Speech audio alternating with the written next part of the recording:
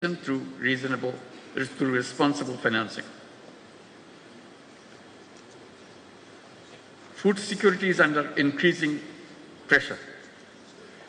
Rising prices of essential commodities are straining household budgets, especially for low-income families. Climate change and natural disasters are exacerbating this crisis.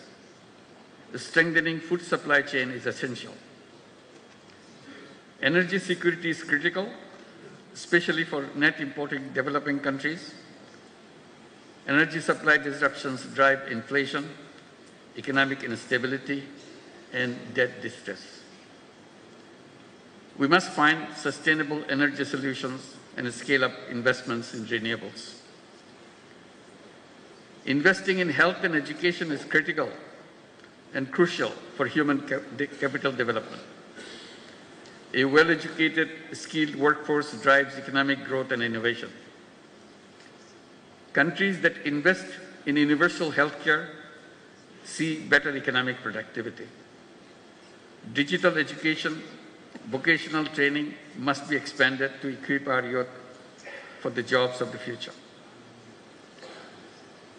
Distinguished audience, our civilization is at risk as we continue to embrace self-destructive economic values. The dominant economic model thrives on limitless consumption. It justifies over-extraction of resources and environmental degradation in the name of growth. We must shift towards sustainable economic models that prioritize people and the planet over the profit. The climate crisis poses an existential threat to humanity. In Asia-Pacific region, climate disaster-related economic losses are already enormous, which is equivalent to $65 billion. Climate-vulnerable countries like Bangladesh are forced to divert resources towards disaster response, limiting investments in productive sectors.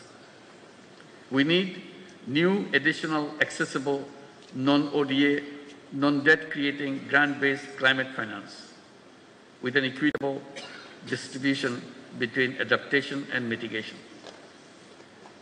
Universal access to life-saving medicines and technologies must be guaranteed.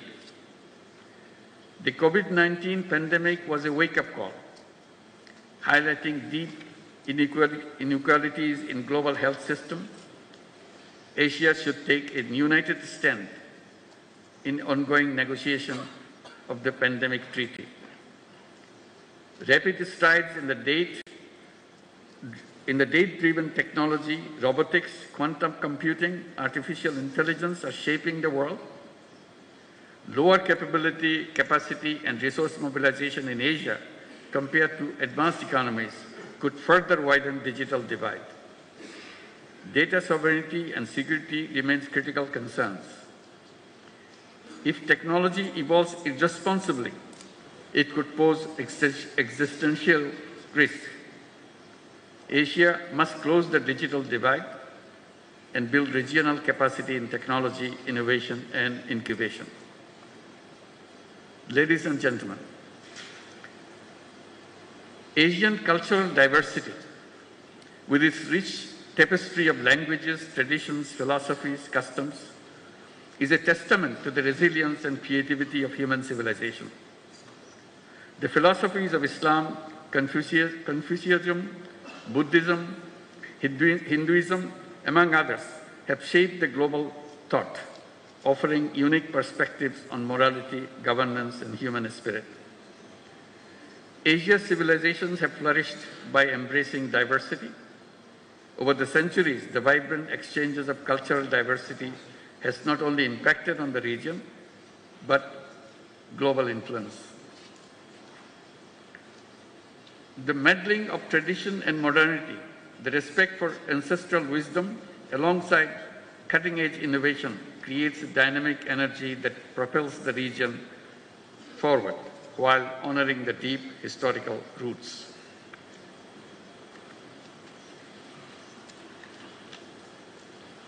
Asia's demographic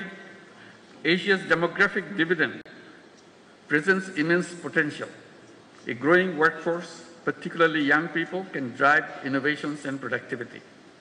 We must provide them access to finance for entrepreneurship and sustainable solutions.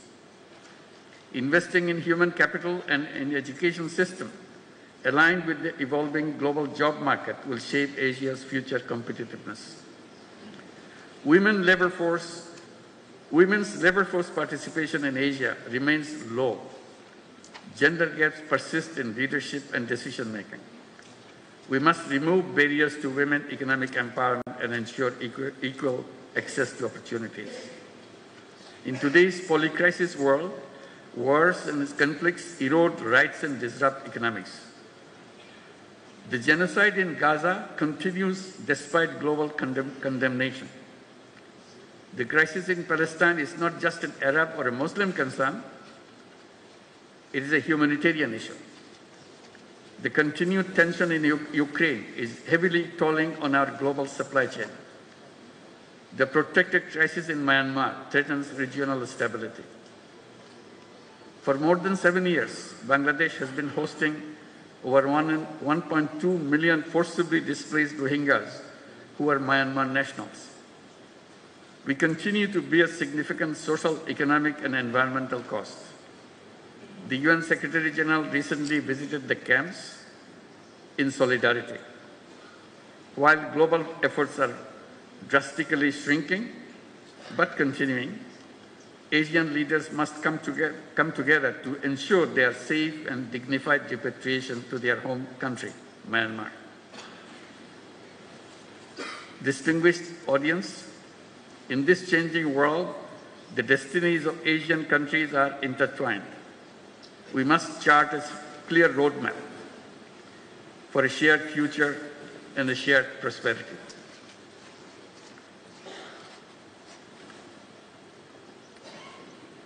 First, financial cooperation. Asia must create a sustainable financial mechanism. Regional MDBs and similar institutions should lead this effort. We need reliable funds that address our challenges and meet our growing demands. Second, trade cooperation. Asia remains one of the least integrated regions. This weak integration stifles investment and trade. We must work to boost trade cooperation immediately. Third, food and agricultural cooperation. We must promote resource-efficient farming. Domestic production must be enhanced for food security. We need to reduce imports reliance and achieve self-sufficiency. Expanding tech-based sustainable agricultural solutions and innovations in regenerative and climate-smart farming is key. Finally, mobilizing intellectual resources and youth power must be at the center of our collective actions. We must lay the foundation for a new civilization, a self-preserving and self-reinforcing society.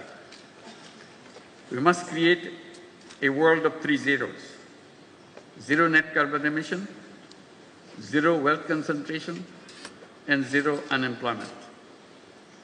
Our economy should focus on social business, which is increasingly regarded as to chart the future of business, where innovation, purpose, and responsibility converge. Boao Forum and other similar initiatives in Asia should enhance collaboration of youth and entrepreneurs, and particularly youth entrepreneurs, to make Asia a better place for our generations to come.